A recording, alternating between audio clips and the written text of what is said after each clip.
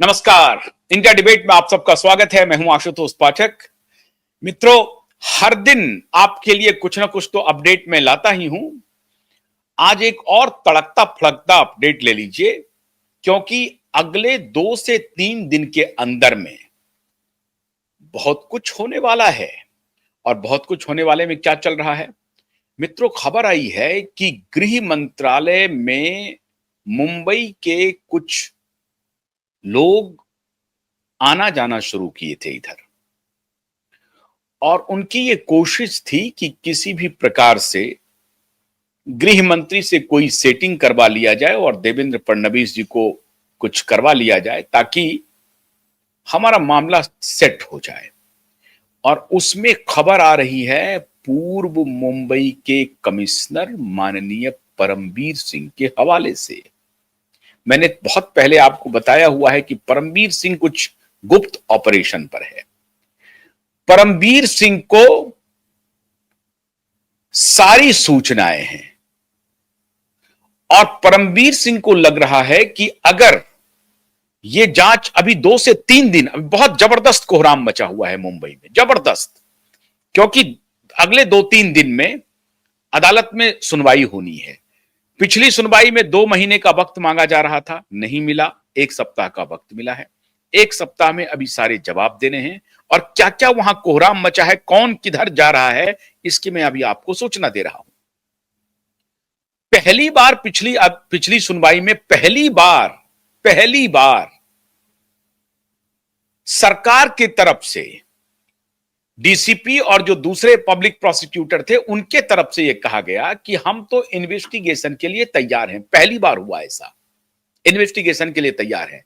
इसका मतलब यह है कि वो एसआईटी का हवाला दे करके, ये जो बाकी 3-4 पुलिस वाले, उसमें जिस एसीपी के पास एक्सीडेंटल डेथ रिपोर्ट सबमिट हुआ था, और उस एसीपी को यह अधिकार है कि एक्सीडेंटल डेथ रिपोर्ट की जो है आपने जांच कर लिया और जांच करके आप केस को क्लोज कर सकते हैं। तो पिछले दिनों हमने आपको बताया था कि यह मामला कोर्ट तक पहुंचा ही नहीं। एसीपी का ऑफिस ही कोर्ट के रूप में एक्टिव हो गया और इस मामले को वहीं दबा दिया गया। और इनको ये कभी आशा नहीं थी, कभी अपेक्षा नहीं थी कि एक दिन क्यूवाइब नेटवर्क आ जाएगा, एक दिन supreme court high court litigant association आ जाएगा, और एक दिन दिशा सालियान के पिता सतीश सालियान आ जाएंगे, और सतीश सालियान और क्यूवाइब के पास एक ऐसा सबूत आएगा जो सबूत इस पूरे केस के परखचे उड़ा देगा। ये इनको आशा नहीं थी। तो इन्होंने क्या किया कि एसीपी के ऑफिस में सारा इंक्वायरी करके दे दिया, और एसीपी को ऊपर से आदेश था। आदेश किसका था? सीधा ठाकरे का था, दोनों बाप बेटे का।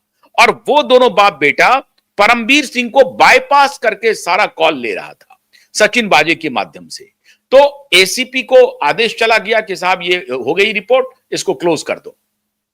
लेकिन तब तक ये मामला 2021 में जाकर के फाइनल क्लोज हुआ। पहले तो रफा दफा हो गया, शांत हो गया, लेकिन फिर ये जांच चढ़ती रही, ये रहा वो रहा, और ये कर करके फिर जो है सो रिपोर्ट को क्लोज करने की बात हो गई। लेकिन इस बीच में मामला क्या हुआ कि परमवीर सिंह और बाप बेटे में रिश्ता हो गया खराब। परमवीर सिंह ने यह आरोप लगा दिया, क्योंकि परमवीर सिंह को मालूम था कि यह मामला दबने वाला नहीं है, यह मामला खुलने वाला है। तो परमवीर सिंह को ये, और इधर बाप बेटे को लग रहा था कि परमवीर सिंह को सब कुछ मालूम है, और परमवीर सिंह हमारे कॉन्फिडेंस का नहीं है, क्योंकि परमवीर सिंह ने जैसे ही सत्ता बदली उन्होंने पाला बदल लिया। लेकिन सत्ता बदलने के पहले जब परमवीर सिंह के ऊपर केस हुआ और परमवीर सिंह फरार हुआ, तब उनको लगने लगा कि भाई अब हम बचेंगे कैसे। तो ऊपर में सारे लोग एक ही हैं। आपको मालूम है परमवीर सिंह का समधी जो है वो भारतीय जनता पार्टी का एक स्मॉल टाउन नेता है, लेकिन बीजेपी का नेता है, और वो भी कहां से? तो नागपुर से। तो परमवीर सिंह ने अपने समधी के माध्यम से भारतीय जनता पार्टी में थोड़ी पैठ बनाई, और किसी तरीके से कहा कि भाई साहब हम आपको सब कुछ डिटेल देने के लिए तैयार हैं, हमारे पास बहुत सारे डिटेल हैं जो हम आपके साथ शेयर कर सकते हैं, बस आप अपनी कृपा दृष्टि बना दीजिए। अब भारतीय जनता पार्टी के नेताओं को चाहिए था कि वो उनसे सारे डिटेल लें।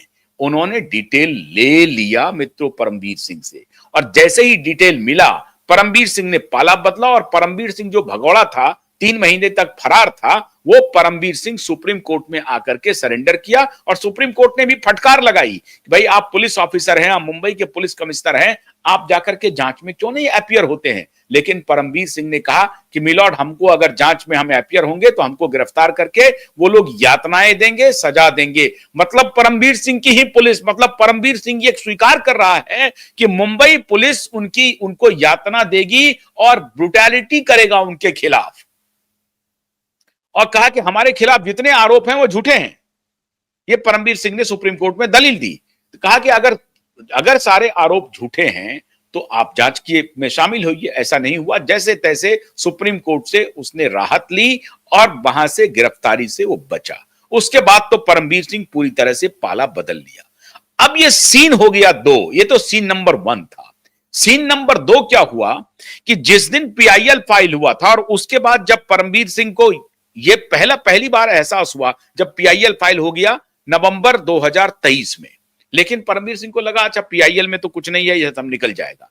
जिस दिन दिशा सालियान के पिता सतीश सालियान फैक्ट्स के साथ, सबूत के साथ पुलिस कमिश्नर के ऑफिस पहुंच गए अपना एप्लीकेशन लेकर के, अपनी याचिका लेकर के, उस दिन से परमवीर सिंह के कान खड़े हो गए।